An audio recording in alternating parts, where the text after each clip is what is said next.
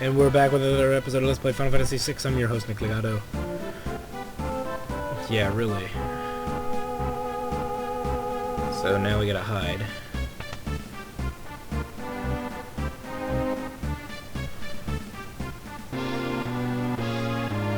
Almost like much of a monster my ass. You would have gotten killed by it, you stupid robbers.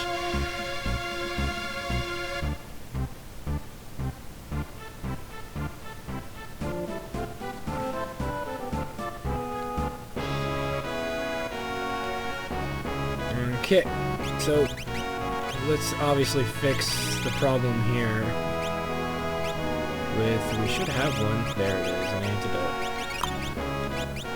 antidote. Let's equip Edgar, which seems to already be equipped. Now, we can give Edgar the Regal Crown, but the Crystal Helm seems to be fine. I mean, I'm talking a little difference here, very little difference. So we're going to leave the crystal, I'd say leave the crystal helm on him. We could give him the Regal Crown, and actually he would benefit more from it than Sabine would at the moment. So, well, it's tough to say, I think we will go with the Green Beret here, and go with the Regal Crown here, because just bluntly, Sabine is so much stronger than Edgar is on his own, so he does deserve that little bit of boost. Let's do that. We'll change the relics up here, obviously back to what we had, which would be the Genji Glove, and, I'd say earrings, because we don't rely on her attack, really, so we don't have to do much. We don't give her the Crystal Helm, she stays with a Mystery Veil. Same with you, Genji Glove, and you get a Hero Ring. You hero. Okay, and that should put us with that option, which is what we want. And relic-wise, for Edgar, the sky's the limit. We can put our best stuff on him. I'd say put a ribbon on him. Oops, I meant to put a ribbon on him. And then we'll put a hero ring on him, because we have an extra. The reason is you want somebody who's pretty much immune to everything, and who can heal everything. And since Edgar has Remedy, that pretty much well, no he doesn't, but we can give it to him.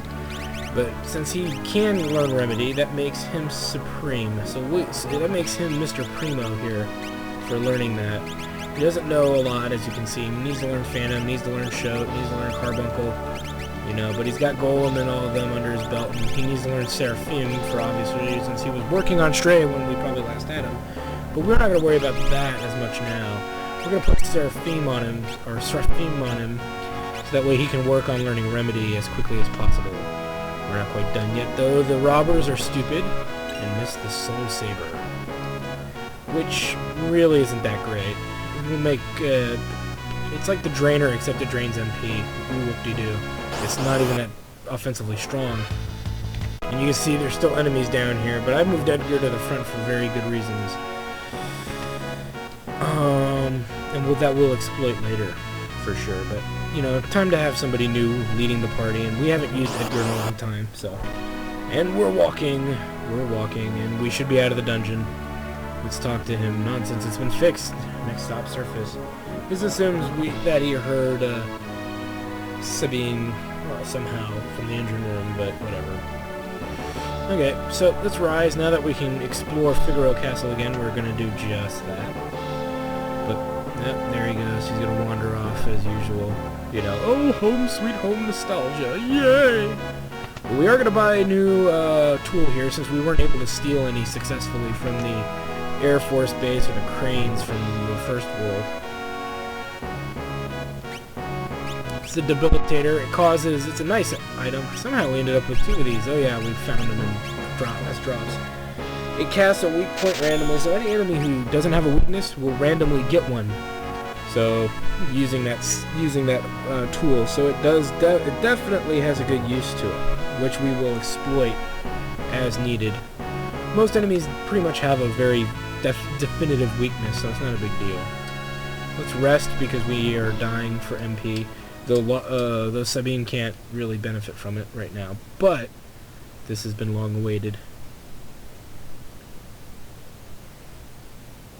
That could have been me sitting here being a king, but no, I wanted to use steroids.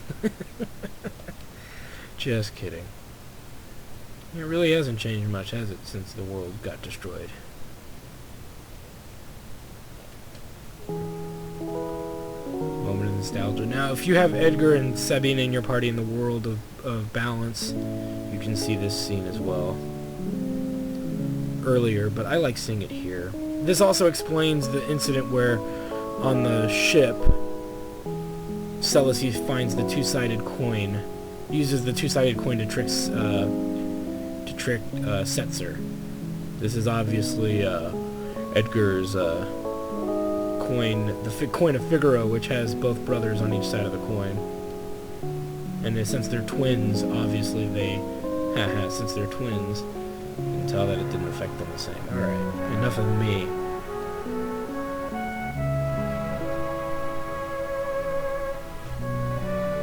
So obviously this is very upsetting.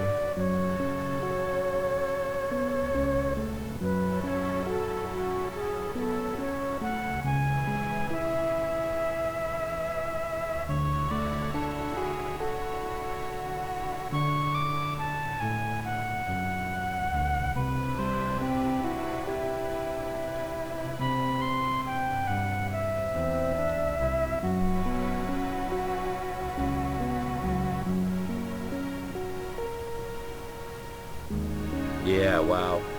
Major drama.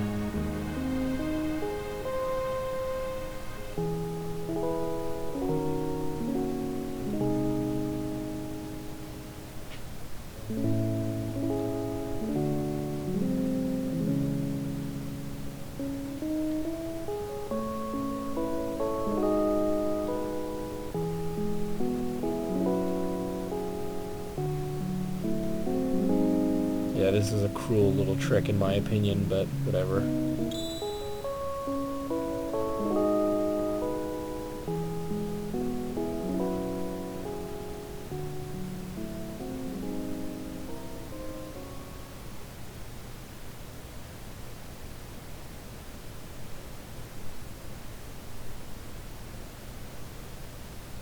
Yeah, that little shrimp, that little child grew into frickin', you know, super macho man fucker. You ever saw Goldberg from the WWF? That's probably what he looks like, but with hair.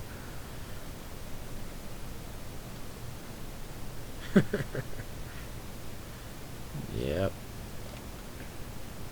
I got a brother. We talk like this once in a while. Make good jokes. Smoke cigars, you know. Obviously, this is not the same kind of brotherhood.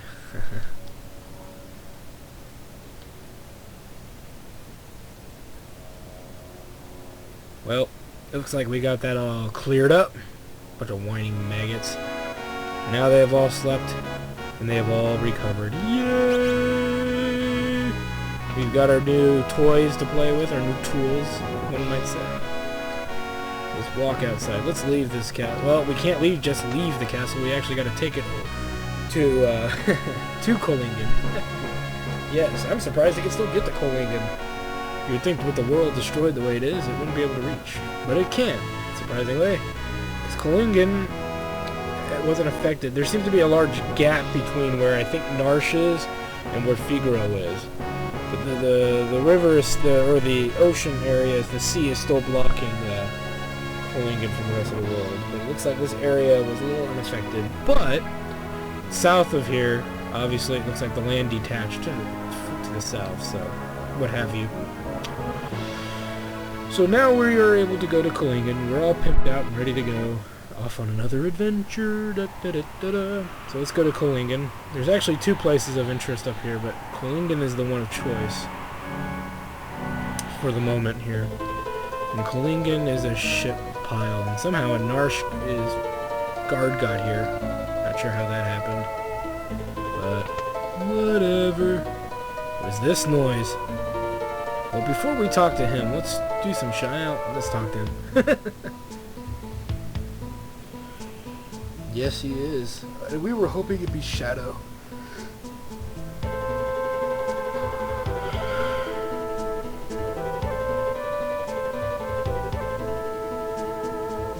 Yeah. Everybody's been depressed. You know, haven't we met one happy person yet? Yeah, I know the world's a shithole. We live in a world like this now, almost. But we're not done yet. We're still kicking and fighting. We grow a pair. There's women everywhere still, and they don't look mutated. Oh, jeez. You know, I'm hoping we run into somebody who's actually more entertaining. Well, at least he's starting to feel lucky.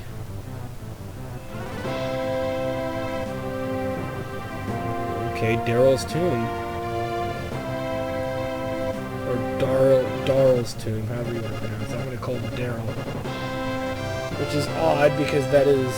I'm not going to ruin anything yet. Because it's about to be explained anyway. May as well keep my mouth shut for the moment. There's obviously something there that wasn't there in the World of Balance. Though that's kind of odd that it wasn't. But it wasn't important back then, so whatever. Okay, so Setzer is now in our party. Let's equip him.